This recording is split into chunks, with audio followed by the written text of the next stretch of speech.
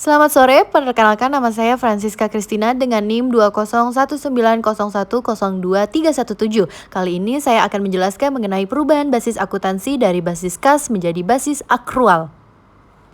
Baik, pada slide pertama saya akan menjelaskan mengenai dasar hukum. Setelah sebelumnya menerapkan basis kas menuju basis akrual dengan terbitnya peraturan pemerintah nomor 71 tahun 2010 pasal 4 ayat 1 tentang standar akuntansi pemerintahan. Pemerintahan Indonesia baik pusat maupun daerah kini menerapkan akuntansi pemerintahan berbasis akrual. Baik, untuk slide berikutnya saya akan menjelaskan mengenai jenis-jenis basis akuntansi. Yang pertama, basis kas. Fokus pengukuran pada basis kas adalah sumber daya kas atau cash research. Pencatatan utama basis kas adalah pada penerimaan dan pengeluaran kas. Penerimaan diakui ketika kas telah benar-benar diterima dan pengeluaran diakui ketika telah dilakukan pembayaran secara kas. Laporan yang umumnya dihasilkan adalah laporan penerimaan dan pengeluaran kas. Basis kas sebenarnya juga bisa menghasilkan neraca, namun isinya hanya sebatas kas dan ekuitas. Kelebihan basis kas adalah mudah dimengerti dan dijelaskan, mudah mencari petugas akuntansi karena tidak perlu keahlian yang tinggi dalam konsep akuntansi, dan laporannya mampu memperlihatkan secara langsung sumber-sumber keuangan. Untuk yang berikutnya, saya akan menjelaskan mengenai basis akrual. Fokus pengukuran pada basis akrual adalah seluruh sumber daya ekonomi atau all economic research. Karenanya, basis ini dapat menyediakan informasi laporan keuangan yang komprehensif. Basis akrual juga tidak terlepas dari kelebihan dan kekurangan. Kelebihannya antara lain mampu memperlihatkan akuntabilitas pengguna seluruh sumber daya, serta pengelolaan aset dan kewajiban.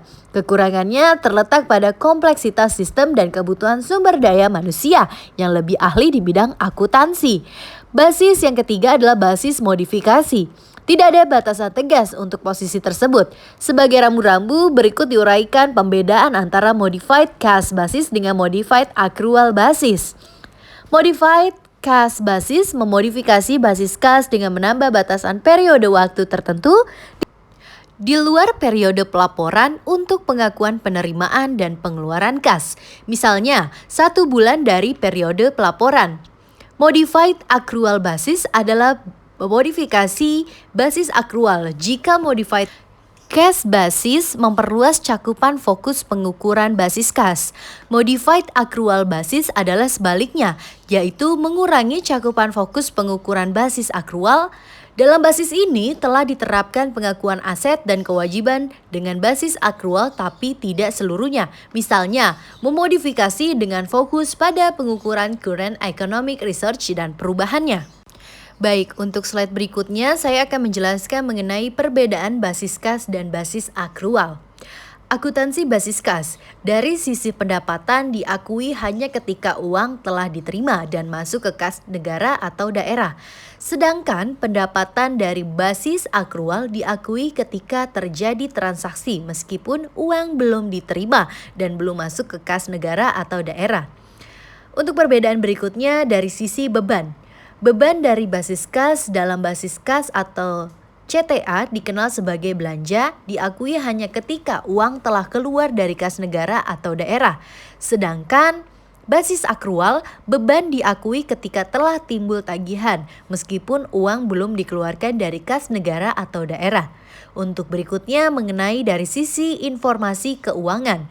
Sisi informasi keuangan basis kas kurang akurat karena posisi keuangan hanya pada periode itu saja. Sedangkan basis akrual, informasi keuangan lebih akurat karena setiap transaksi dicatat secara detail. Untuk slide yang terakhir, saya akan menjelaskan mengenai tujuan dari peralihan.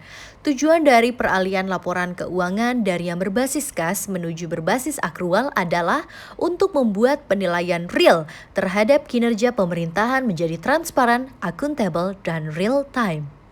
Baik, sekian presentasi yang saya sampaikan. Terima kasih untuk perhatiannya. Semoga apa yang saya sampaikan dapat bermanfaat dan berguna. Selamat sore.